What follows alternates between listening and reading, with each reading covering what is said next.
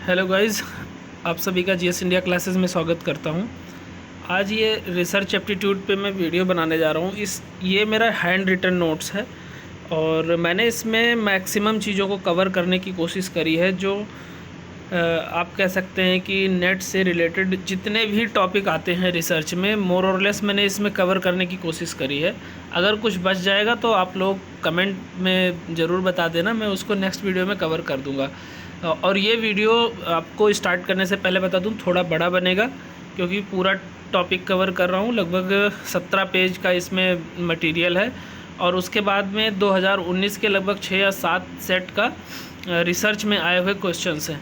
तो अगर बहुत ज़्यादा बड़ा वीडियो नहीं बना तो क्वेश्चंस आपको कवर कराऊंगा, नहीं तो सिर्फ आपको फर्स्ट लुक दिखा दूंगा, उसके बाद में नेक्स्ट वीडियो में क्वेश्चन आंसर कवर करा दूंगा। ठीक है, तो स्टार्ट करते हैं रिसर्च। अब रिसर्च क्या है, ये वीडियो पूरा बाइलिंगुअल रहेगा, कंटेंट पूरा इंग्लिश में है, मैं हिंदी इंग्लिश दोनों में समझा दूंगा आपको। तो रिसर्च क्या है? It is a process of inquiry and investigation. It is a systemic and methodological and increase the knowledge. तो ओवरऑल क्या है रिसर्च? जब आप कोई नई चीज़ को खोज रहे होते हैं तो एक नया नॉलेज गेन करते हैं, या जो पहले से चीज़ है उसको रिफाइन करते हैं तो एक नया कॉन्सेप्ट डेवलप होता है। ठीक है, सिस्टमेटिक और मेथडिकल आप उसका एनालिसिस करते हैं या स्टडी करते हैं। तो इसलिए ये तीनों पॉइंट आप मेन अपने माइंड में इसको याद कर लीजिए और इसको फिट कर लीजिए कि जो लॉजिकल और मेथडोलॉजिकल सिस्टमेटिक होगा वही रिसर्च होगा। अब रिसर्च का एब्रिविएशन दिया हुआ है, KBS मदान की बुक से लिया है ये abbreviation. R for rational way of thinking, E for expert and exhaustive treatment, S for search and solution, E for exactness, A for analysis, R for relationship of facts, C for critical observation, careful planning and constructs, H for honesty and hard working.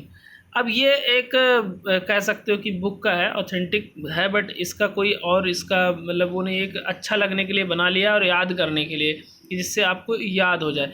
अब इसके objectives क्या होते हैं? जो research के objectives होते हैं, यहाँ से क्वेश्चन हर बार आता है और इसको ध्यान से समझ लीजिएगा। क्या है? Gain familiarity with a new phenomena और develop new insight into a phenomena. इन्होंने क्या बोला? गेन फेमिलियरिटी, यानी जो एक फिनोमिना ऑलरेडी डेवलप्ड है उससे और फेमिलियर होना और उसके बारे में एक नया कॉन्सेप्ट डेवलप करना या इंसाइट डेवलप करना, वो हो जाता है आपका research. Review and synthesise the existing knowledge, जो पहले मैंने इससे पहले बताया था कि जो आपका एग्जिस्टिंग नॉलेज है उसका रिव्यू करना, उसको और इजी वे में उसको कह सकते हो आप डिस्क्राइब करना। फिर इन्वेस्टिगेट सम एग्जिस्टिंग सिचुएशन और problem, offer solution to problem, explore and analyse more general issues, construct और क्रिएट अ न्यू प्रोसीजर और सिस्टम, जनरेट न्यू नॉलेज। तो मोर और लेस चीज़ें वही बार बार आ रही हैं कि एक नया नॉलेज आप तो गेन कर रहे हो या जो ऑलरेडी है उसको और इजी वे में प्रेजेंट कर रहे हो। ऐसे आप समझ लो कि सैमसंग का जो कोई मोबाइल आया, मान लिया 75-62 आया था, फिर 75-62 में उसमें प्रो लगा दिया, फिर उसको और मॉडिफाई करते गए, वर्ज़न अपडेट करते गए, 2 GB रैम से 3 GB रैम हुआ, 3 से 4 हुआ, और फिर उसमें एंड्रॉयड का जो सॉफ्टवेयर है उसको डेवलप करते गए।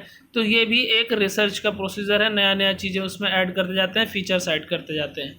ठीक है, तो ये है रिसर्च। उसके बाद में कैरेक्टरिस्टिक्स क्या होते हैं रिसर्च के, क्या होना चाहिए? ऑब्जेक्टिविटी। अभी 2019 में तीन या 4 शिफ्ट में ये क्वेश्चन आया है रिसर्च ऑब्जेक्टिविटी, रिसर्च कैरेक्टरिस्टिक्स से लेके। क्या होना चाहिए? ऑब्जेक्टिविटी होना चाहिए, रिलायबिलिटी होनी चाहिए, वैलिडिटी होनी चाहिए, एक्यूरेसी होनी चाहिए, क्रेडिबिलिटी होनी चाहिए, जनरलाइजेबिलिटी होनी चाहिए, एम्पेरिकल रिसर्च हो सकती है, सिस्टमेटिक हो सकती है, कंट्रोल्ड फैक्टर्स हो सकता है, साइक्लिकल हो सकता है, लॉजिकल हो सकता है और रेप्लिकेबल हो सकता है।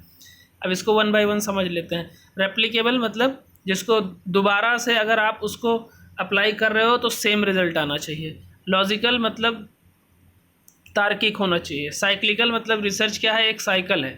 ठीक है, आपने सर्च किया, एक प्रॉब्लम है आपके पास, उस प्रॉब्लम को सॉल्यूशन के लिए आपने एम ऑब्जेक्टिव सेट किए, उस पे आपने वर्क किया और उस रिसर्च का, उस प्रॉब्लम को रिसर्च के प्रोसेस से आप एक नए कह सकते हैं रिज़ल्ट पे पहुँचे, और फिर उस रिज़ल्ट के बाद फिर थोड़ी दिन बाद फिर से एक नई प्रॉब्लम हो जाती है।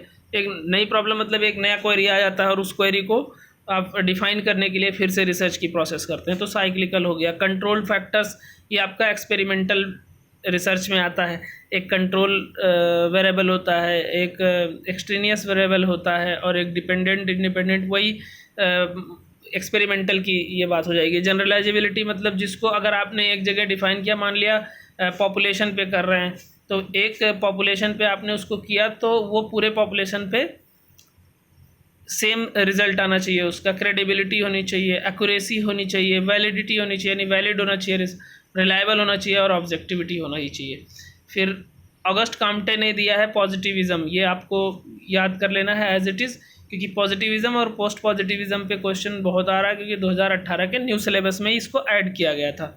और पॉजिटिविज़म और पोस्ट पॉजिटिविज़म के बारे में सिर्फ इतना जान लीजिए कि पॉजिटिविज़म टोटली साइंटिफिक बेस पे और लॉजिकल बेस पे डिपेंड है, और पोस्ट पॉजिटिविज़म कहता है कि सब कुछ आप साइंटिफिक और लॉजिकल वे में जाके नहीं हासिल कर सकते हैं, कुछ एम्पिरिकल और एम्प्रिसिज्म मतलब अनुभव से, और जिसको आप नहीं देख पा रहे हैं वो ऐसी भी चीज़ें होती हैं, इंसान जो अनुभव करता है हर चीज़ को डिफ़ाइन नहीं कर सकता है, तो वो अनुभव और लॉजिकल दोनों के साथ की बात करता है। तो positive relies on the following aspects of science. Science is deterministic as it explains the cause and effect relationship. कह रहा है कि science cause and effect relationship को डिफाइन करता है, ये पॉजिटिविज्म करता है। Science is mechanistic as research develop hypothesis to be proved or disproved via application to specific research methods. Science uses methods such as selection of sample, measurements, analysis, and reaching conclusions about hypothesis. Science deals with empiricism where it is assessed as objective as seen or measured. तो overall positivism यही कहता है कि जो scientific है research, जो logical है research, उसका जो कंक्लूज़न होता है वो एक फैक्ट बेस होता है। हाइपोथेसिस, आप एक हाइपोथेसिस क्या है? एक प्रेडिक्शन है, आपके जो लिटरेचर का रिव्यू करते हैं उसके बिहाफ पे आप प्रेडिक्ट करते हैं कि इस वेरिएबल का इस पे ये असर हो सकता है, या पॉपुलेशन पे मान लिया कर रहे हैं तो आप ये कहेंगे कि इस प्रॉब्लम की वजह से पॉपुलेशन में ऐसी ऐसी प्रॉब्लम आ सकती है, तो एक प्रेडिक्शन ही है। Positivism is associated with quantitative or only rational and scientific research strategy. It is emphasize on evidence based research, यानी ये टोटल एविडेंस बेस्ड रिसर्च पे बात करता है। पोस्ट पॉजिटिविज्म क्या कहता है? Post positivism paradigm evolve from the positivism paradigm. It is concern with the subjectivity of reality and moves away from the purely objective stance adopted by the logical positivism। वही same चीज़ जो मैंने describe किया। It is go with scientific research plus observational research plus empirical research. याद कर लीजिए क्या होना चाहिए, साइंटिफिक, ऑब्जर्वेशनल और एम्पेरिकल तीनों पे बात करता है। फिर मेथड ऑफ रिसर्च, मेथड क्या क्या है? कोर जो है वो 4 हैं, डिस्क्रिप्टिव, कोरिलेशनल, एक्सप्लोरेटरी और एक्सपेरिमेंटल। नाम से आप इसको समझ सकते हैं कि डिस्क्रिप्टिव में हम किसी ऑलरेडी जो रिसर्च हुई होती है, ये ऐसा समझ लो इसको क्वांटिफाई नहीं कर पाते हैं, नॉर्मल जो इंटरव्यू करते हैं हम उसको डिस्क्रिप्टिव रिसर्च कहते हैं। कोरिलेशनल, हम किसी वेरिएबल्स या किसी ऑलरेडी जो प्रॉब्लम्स है उसके बीच में कोरिलेशन देखते हैं। एक्सप्लेनेटरी मतलब एक्सप्लेन करते हैं जो ऑलरेडी चीज़ें हैं उसको और इजी वे में एक्सप्लेन करते हैं। एक्सपेरिमेंटल में हम एक नई फाइंडिंग देखते हैं, अलग अलग वेरिएबल्स को रेप्लिकेट करा के कंट्रोल करके उसका फाइंडिंग देखते हैं कि वेरिएबल्स के बीच में क्या एसोसिएशन है। तो डिस्क्रिप्टिव रिसर्च, और इसके बारे में डिटेल में अगर आप पढ़ना चाहते हैं तो आप खुद से पढ़ लीजिए। बाकी इसके बारे में चलिए मैं एक बार थोड़ा जल्दी इसको दोहरा देता हूँ। Descriptive research is a quantitative research method. In simple words, descriptive research is all about describing the phenomena, observing and driving conclusion from it. जो बताया वही सेम चीज़ है, बट इसको डिटेल में आप पढ़ लो।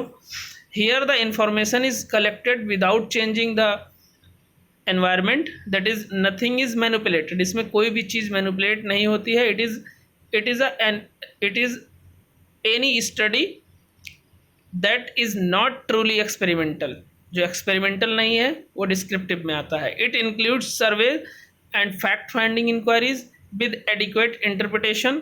जो नेशनल सैंपल सर्वे है, सेंसस जैसे जो हमारा होता है हर 10 साल पे, ये भी एक डिस्क्रिप्टिव रिसर्च में ही आता है, ठीक है। फिर हम आ जाते हैं क्रॉस सेक्शनल स्टडी। क्या होता है क्रॉस सेक्शनल? सिंपल सा समझ लीजिए कि एक जो रिस्पोंडेंट है उससे सिर्फ एक बार ही उससे अपना क्वेश्चनर आप भराएंगे या उसका इंटरव्यू करेंगे, बार बार नहीं। और लॉन्गिट्यूडनल में एक ही बंदे को आप बार बार उस पर उस क्वेश्चनर अप्लाई कर सकते हैं या बार बार उसका इंटरव्यू कर सकते हैं, ये लॉन्गिट्यूडनल है, ठीक है। उसके बाद में टाइप्स ऑफ डिस्क्रिप्टिव रिसर्च में देख लेते हैं क्या आता है।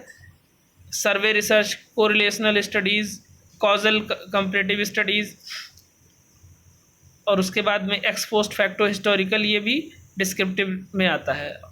जो सर्वे और कोरिलेशनल बताए उसी को डिस्क्राइब किया हुआ है। Analytical, explanatory, exploratory. फिर उसके बाद में देख लेते हैं कि the major stages of research process क्या है। ये बहुत बार क्वेश्चन आया है, इसको एज इट इज़ आप रट लीजिए। सबसे पहले क्या होता है प्रॉब्लम आप सेलेक्ट करते हैं। मान लिया आप MSW में हैं या MA में हैं, आप PhD करने के लिए जाते हैं तो आपको मान लिया रिटर्न क्वालिफाई कर लेते हैं आप, या नेट ऑलरेडी है, JRF है, और डायरेक्ट इंटरव्यू के लिए जाते हैं तो इंटरव्यू नहीं होता है ऐसे। वहाँ पे आपको प्रोटोकॉल प्रेजेंट करना पड़ेगा। प्रोटोकॉल जब आप बनाएंगे तो इसका मतलब आप रिसर्च करने आए हैं, आपके पास ऑलरेडी प्रॉब्लम है, और उस प्रॉब्लम पे कैसे आप रिसर्च करेंगे वो आपको समझाना होता है। ओवरऑल ये उनको असेस करना होता है कि क्या आपको रिसर्च का कोई ज्ञान है और उसमें इंटरेस्ट है या फर्जी के आ रहे हैं। तो पहला क्या है, सिलेक्शन ऑफ प्रॉब्लम। जब प्रॉब्लम आप कोई सेलेक्ट कर लेंगे तो उससे उस प्रॉब्लम से रिलेटेड क्या क्या रिसर्च हुई है, उस प्रॉब्लम के डोमेन से रिलेटेड वो आप देखेंगे, तो उसको बोलते हैं लिटरेचर रिव्यू। फिर मान लिया आपने एक अजम्पशन कर लिया कि मुझे इस प्रॉब्लम पे करना है, इस पे ऐसे ऐसे रिव्यू, ऐसे ऐसे इसकी फाइंडिंग्स है, तो अब इसको कैसे सॉल्व करना है इस प्रॉब्लम को।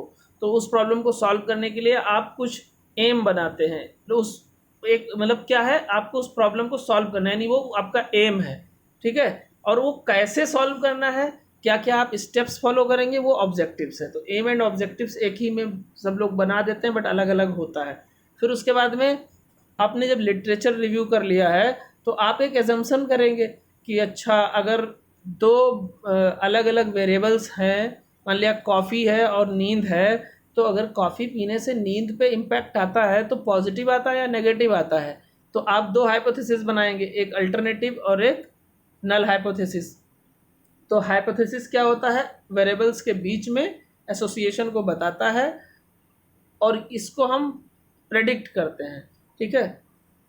और इसी के आगे फिर एक रिसर्च क्वेश्चन होता है। तो जो आपका हाइपोथेसिस होता है उसी से मिलता जुलता रिसर्च क्वेश्चन होता है। फिर से आप जो पांचवा स्टेप आता है research methodology and research design. उसके बाद फिर आप ये सेट करते हो कि मुझे किस टाइप का रिसर्च करना है, क्वालिटेटिव है, क्वांटिटेटिव है, कैसा है।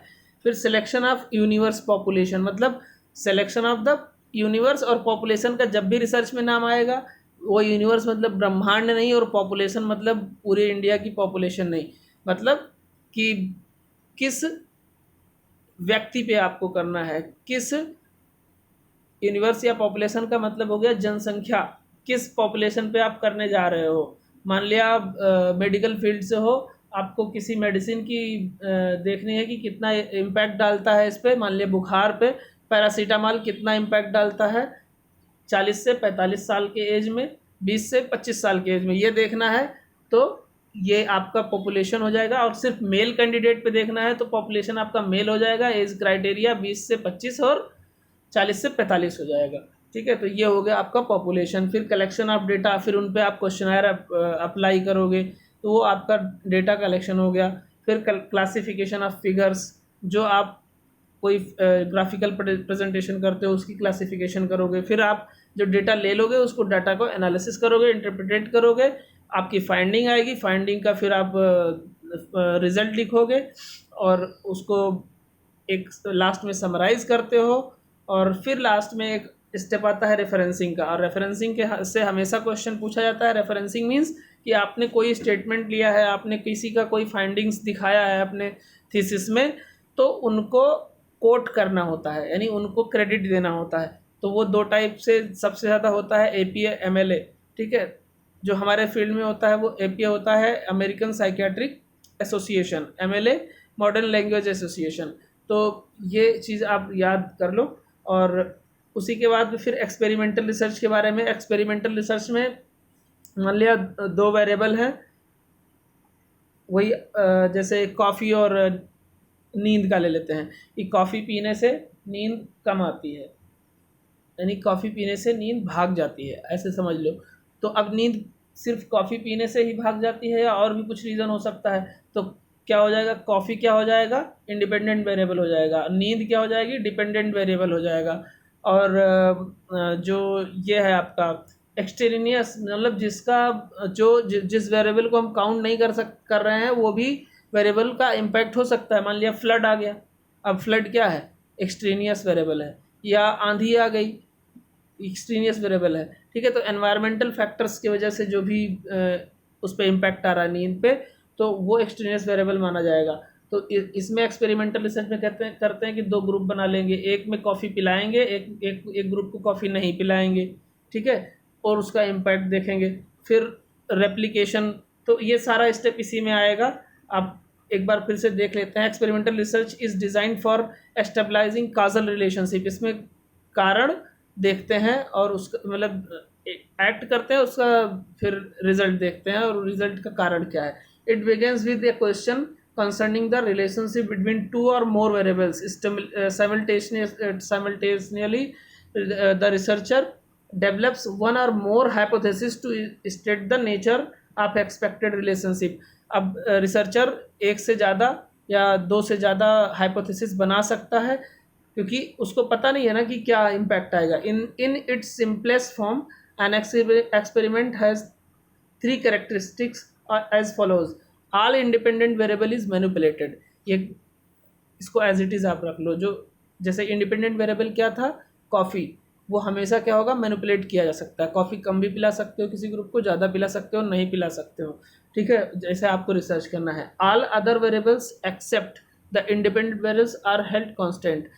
सिर्फ इंडिपेंडेंट वेरिएबल को छोड़ दिया जाए तो चीज़ें कांस्टेंट होती हैं, क्योंकि जो व्यक्ति है वो कांस्टेंट है, जो एनवायरनमेंट है वो कांस्टेंट है, ठीक है। The effect of manipulation of the independent variable on the dependent variable is observe. और हमेशा क्या देखा जाता है, मैनिपुलेशन आपका किसका होगा, इंडिपेंडेंट वेरिएबल का, और किस पे आप ऑब्जर्व करोगे, डिपेंडेंट वेरिएबल पे।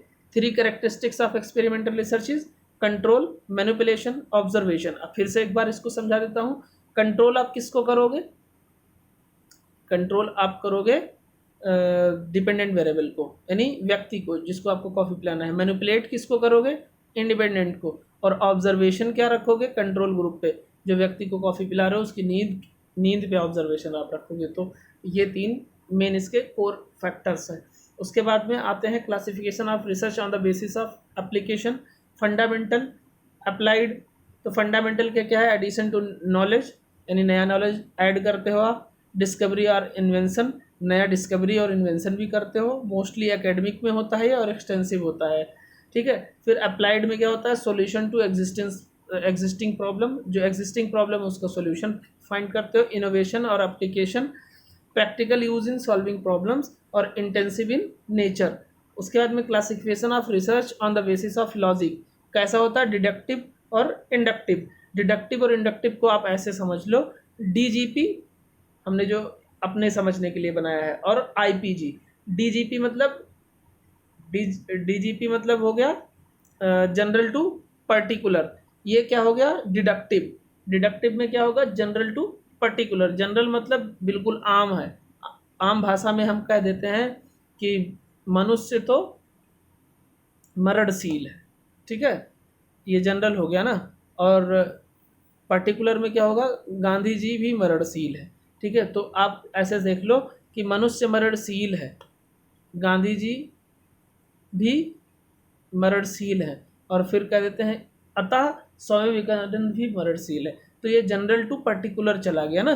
तो ये हो जाएगा डिडक्टिव अप्रोच, जिसको टॉप डाउन या जनरल टू स्पेसिफिक अप्रोच भी कहते हैं। तो state the hypothesis based on the theory और रिसर्च लिटरेचर, और उसके बाद में collect data to test hypothesis, data को कलेक्ट कर लेते हैं और फिर हाइपोथेसिस की टेस्टिंग करते हैं।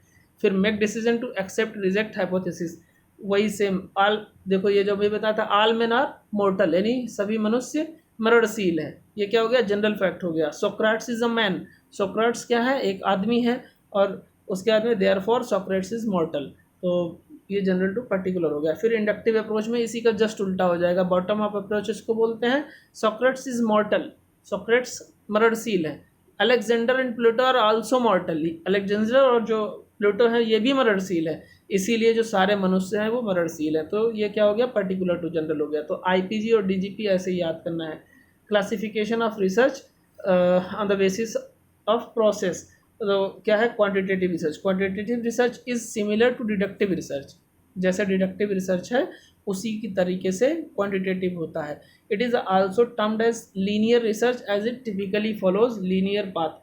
क्या है, स्टार्टिंग विद टेस्टेबल हाइपोथेसिस, एक टेस्टेबल हाइपोथेसिस बनाई जाती है, उसके बाद में डेटा कलेक्ट किया जाता है, फिर डेटा का एनालाइजेशन होता है, और फिर उस हाइपोथेसिस को एक्सेप्ट करना या रिजेक्ट करना है आपके रिजल्ट के बिहाफ पे, उसको डिसाइड करते हैं। Quantitative research is involves collecting and converting data into numerical form, we can do a statistically calculation and draw conclusion.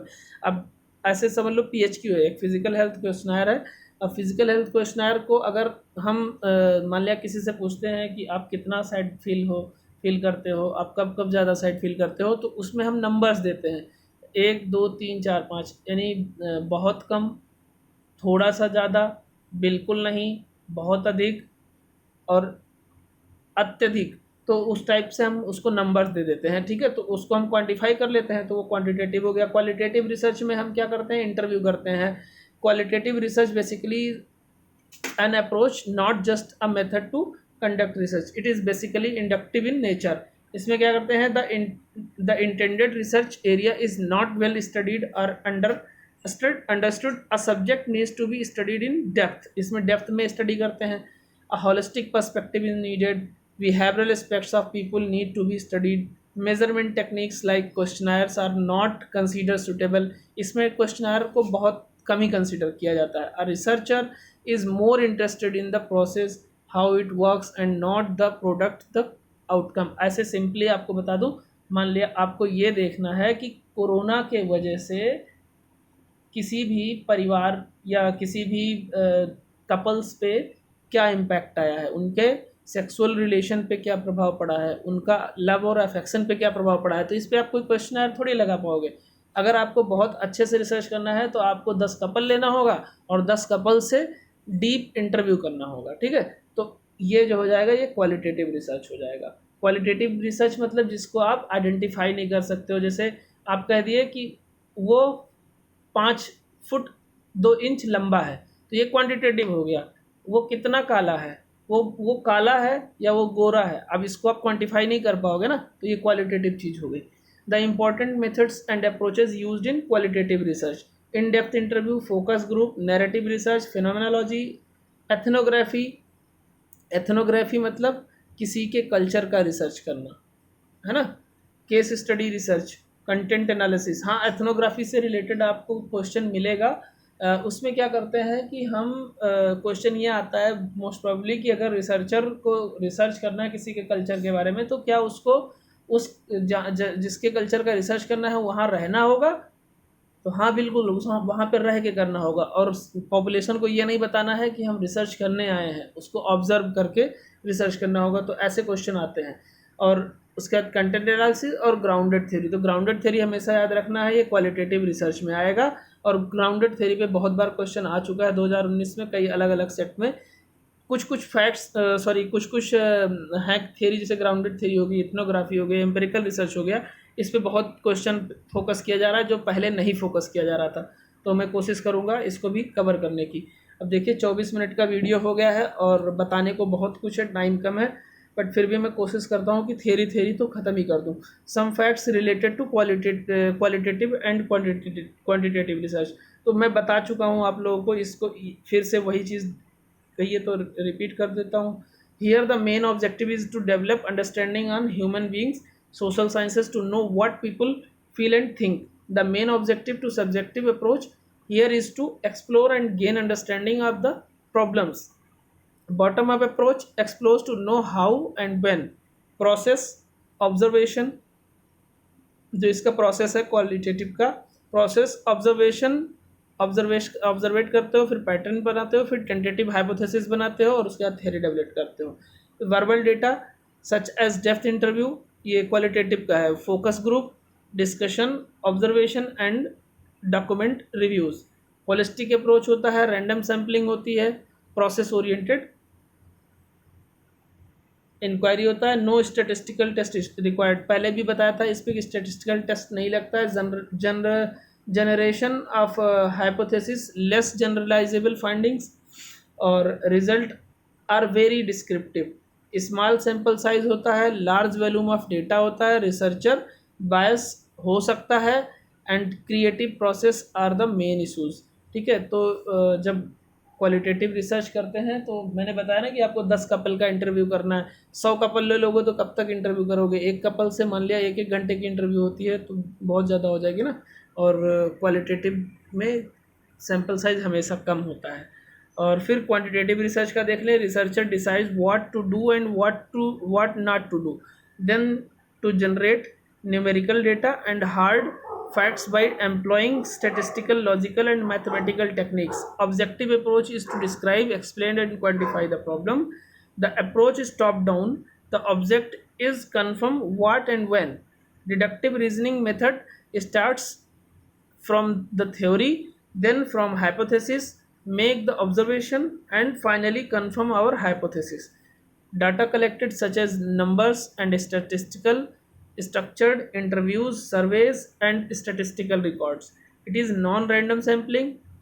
इसमें हमेशा क्या होता है? पर्पसिव सैम्पलिंग होता है। जैसे मुझे मैं अपना रिसर्च ऑब्सेसिव कंपल्सिव डिसऑर्डर पे कर रहा हूँ, तो ये क्या है, मुझे ऑब्सेसिव कंपल्सिव डिसऑर्डर वाले ही पेशेंट लेने होंगे, तो क्या हो जाएगा, ये पर्पसिव सैम्पलिंग हो जाएगा। इसको कन्वीनियंस सैम्पलिंग भी बोलते हैं, आगे उसको हम कवर करेंगे। The specific variables are picked for discussion here, मतलब आपका फिक्स है कि कौन सा पॉपुलेशन पे करना है। रिजल्ट ओरिएंटेड इंक्वायरी होती है। Statistical test are necessary to prove hypothesis, इसमें स्टैटिस्टिकल टेस्ट लगता है। टेस्टिंग ऑफ हाइपोथेसिस, वही जो बताया कि इसमें हाइपोथेसिस टेस्टिंग होती है। More generalizable findings, result are quite specific. Report of quantitative research are more statistical that shows the relationship between the variables. Good statistical analysis, more sample size requirement are the main challenges. इसमें sample size थोड़ा ज़्यादा होता है। फिर action research क्या होता है, इस पे बात कर लेते हैं। Action research was propose by Kurt Lewin. Kurt Lewin ने एक्शन रिसर्च दिया था। और ये क्या है, एक लर्निंग बाय डूइंग थ्योरी है। It may also be applied to programmes और एजुकेशनल टेक्निक्स। ये हमेशा रट लो क्वेश्चन आता है। एक्शन जो रिसर्च है उस किसके लिए होता है, तो एजुकेशनल और प्रोग्राम के लिए होता है। That are the necessary experiencing any problem but that researcher simply want to learn more about the techniques and improve their knowledge. फिर फीचर ऑफ एक्शन रिसर्च क्या है, सिचुएशनल एंड प्रॉब्लम सॉल्विंग। ये आप याद कर लो, ये बार बार क्वेश्चन में आता है। Intervention in real world, adaptation of alternative practice, immediate problematic situation. Goals are social science, collaborative and participatory, co-learning, self-evaluative. Action research is a process है। रिसर्च तो सब प्रोसेस है, एक्शन रिसर्च को प्रोसेस में ही माना जाता है। एक्शन रिसर्च का स्कोप क्या है एजुकेशन में, इसमें करिकुलम प्लानिंग के लिए और कोर्स मटेरियल के लिए भी इसको यूज़ करते हैं। Programme delivery and learning strategies के लिए भी, स्टूडेंट असेसमेंट एंड इवेल्युएशन के लिए भी, स्टाफ को का डेवलपमेंट करने में, मैनेजमेंट और एडमिनिस्ट्रेशन में भी, बिहेवियरल चेंजेस में भी, जैसे एटीट्यूड हो गया, वैल्यूज़ हो गया, स्टाफ के मोटिवेशन को इन्हांस करने में भी यूज़ होता है। फिर मेजरिंग वेरिएबल्स। अब वेरिएबल कैसे मेज़र होते हैं, जिसको चार वेरिएबल मेजरमेंट है, नॉमिनल, ऑर्डिनल, इंटरवल और रेशियो स्केल।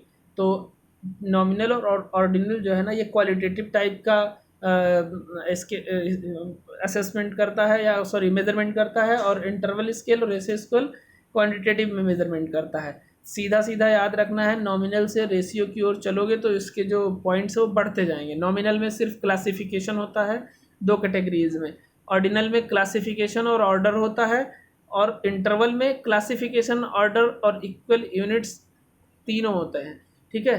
और फिर रेशियो में क्लासिक जो ऊपर से था वो सब इसमें शामिल हो जाएगा, classification, order, equal units and absolute zero, ठीक है। तो ये सेकंड शिफ्ट में आया हुआ था दिसंबर 2019 वाले पेपर में।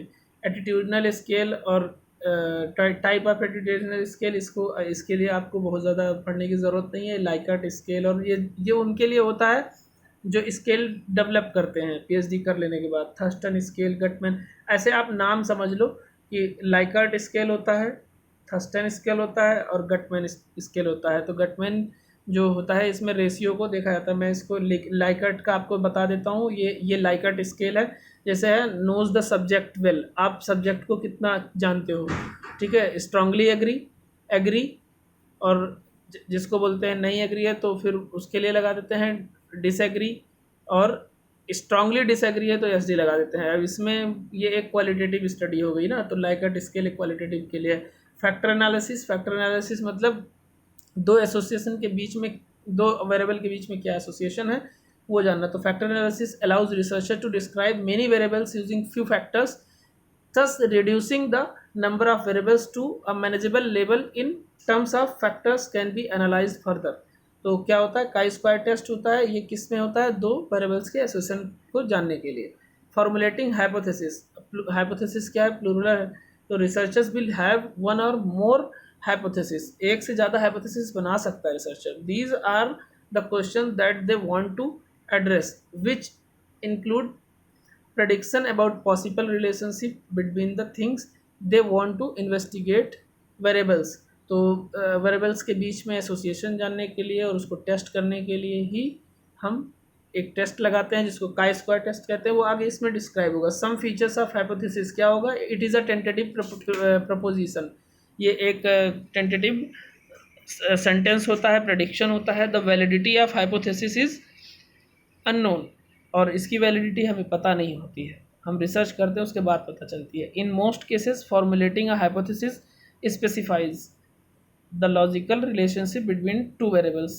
ज़्यादातर केसेस में दो वेरिएबल्स जो हैं उसके बीच रिलेशनशिप, उसके बीच संबंध को स्पेसिफाई कर लिया जाता है। इट मस्ट बी जनरलाइजेबल, और ये जनरलाइजेबल भी होता है। इट शुड बी सिंपल, और ये सिंपल होना चाहिए। मेन फंक्शन ऑफ हाइपोथेसिस क्या होता है, फॉर्मुलेटिंग अ हाइपोथेसिस तो important is not absolutely necessary for research। they bring focus, clarity, specify in the study। जो हाइपोथेसिस होता है वो आपकी स्टडी में क्लियरिटी लाता है, ठीक है, क्योंकि आप एक प्रेडिक्शन करते हो on the behalf of literature review. It helps in making sample design, sample design में बनाने में मदद करता है। They make the study more objective, और स्टडी को ऑब्जेक्टिव बनाता है। They facilitate the information of the theory, और थ्योरी के बारे में ये डिस्क्राइब करता है। उसके बाद में हाइपोथेसिस कितने टाइप का होता है, डिस्क्रिप्टिव होता है, रिलेशनल होता है और एक्सप्लेनेटरी होता है। तो ये तीन टाइप का होता है। In statistical hypothesis testing you have a null hypothesis against which you are testing an alternative. और हमेशा टेस्टिंग जो होती है वो नल हाइपोथेसिस की होती है, यह हमेशा याद रख लेना। और तीन टाइप को हाइपोथेसिस याद कर लेना। क्या होता है, ईआरडी याद कर लो, एक्सप्लेनेटरी, रिलेशनल, डिस्क्रिप्टिव, ठीक है। उसके बाद में concept of null hypothesis and alternative hypothesis.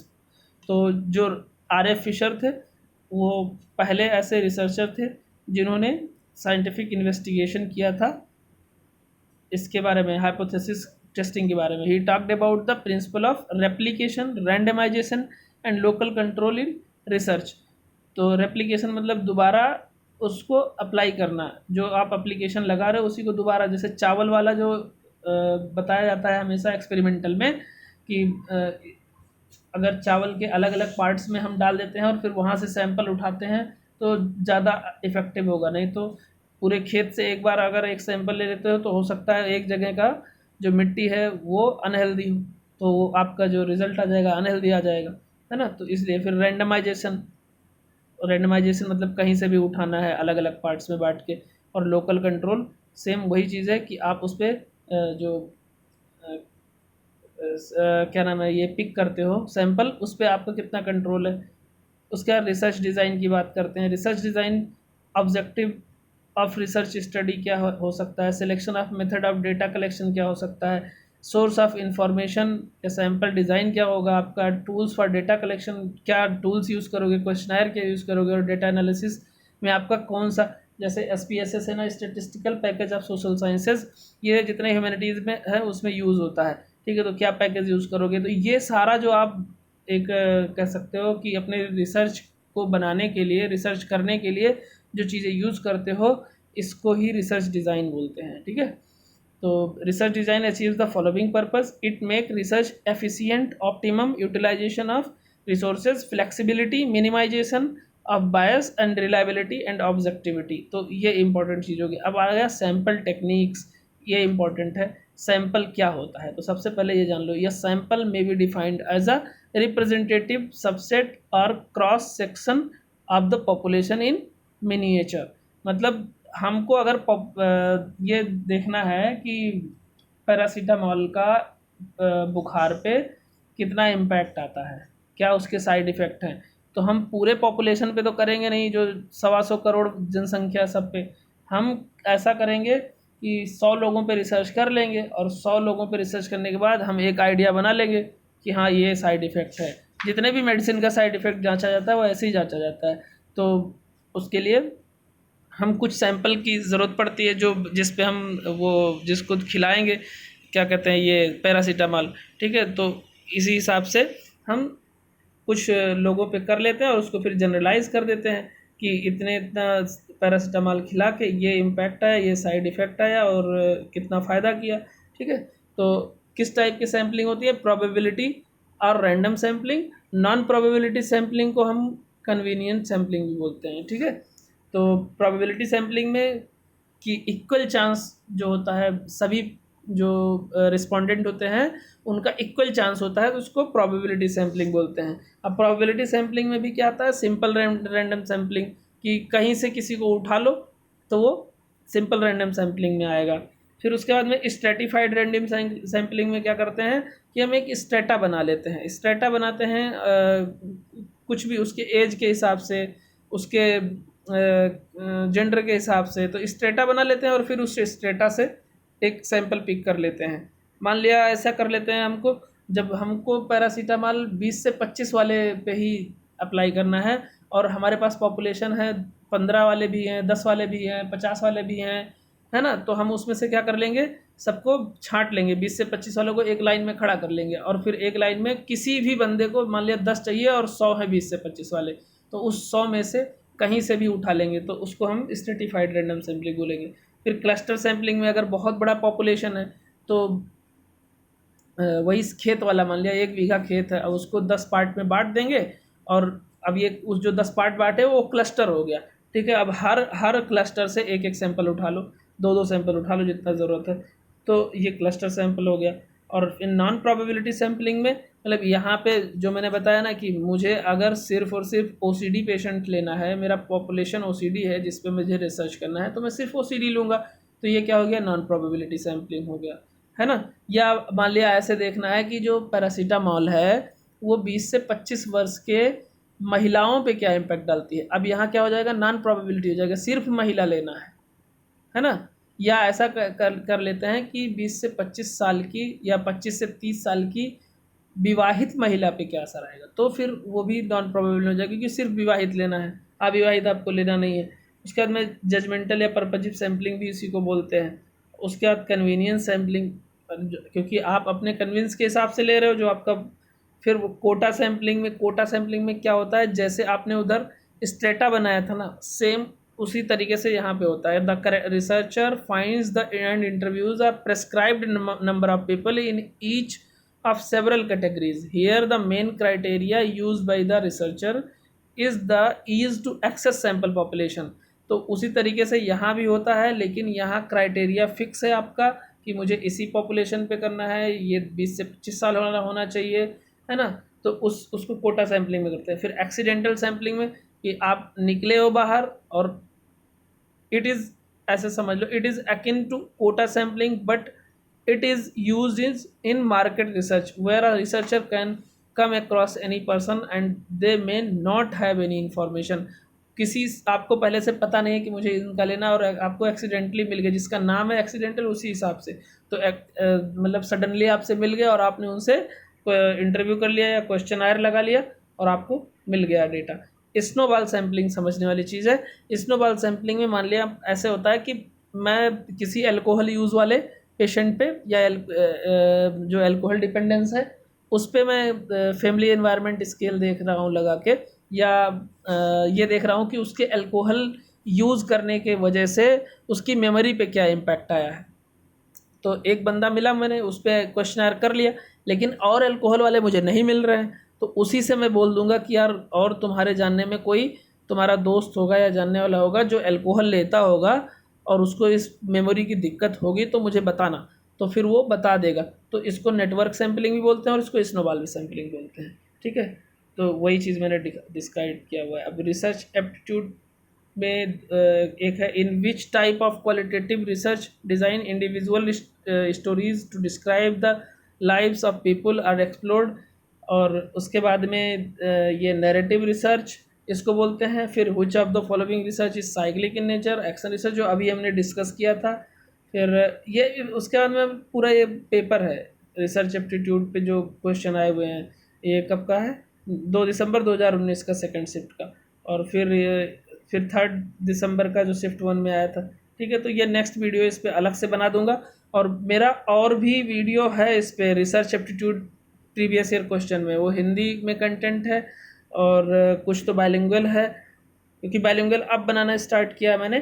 तो आप लोगों को अगर पढ़ना है तो पहले की वीडियोस को देख लेना। ये वीडियो थोड़ा बड़ा ज़रूर हो गया, लेकिन रिसर्च से सारा इसमें क्लियर हो गया होगा आपको। और जिनको नहीं क्लियर है एक बार आप बता देंगे जिस टॉपिक पे क्लियरिटी नहीं आई है, क्योंकि इसमें कंबाइंड रिसर्च बनाया है तो बड़ा वीडियो बन गया है और डिटेल में डिस्क्राइब नहीं कर पाया। कोशिश मैंने किया है डिटेल में डिस्क्राइब करने के लिए, ईजी से ईजी वे में, बहुत ज़्यादा सफिस्टिकेटेड वे में नहीं किया है।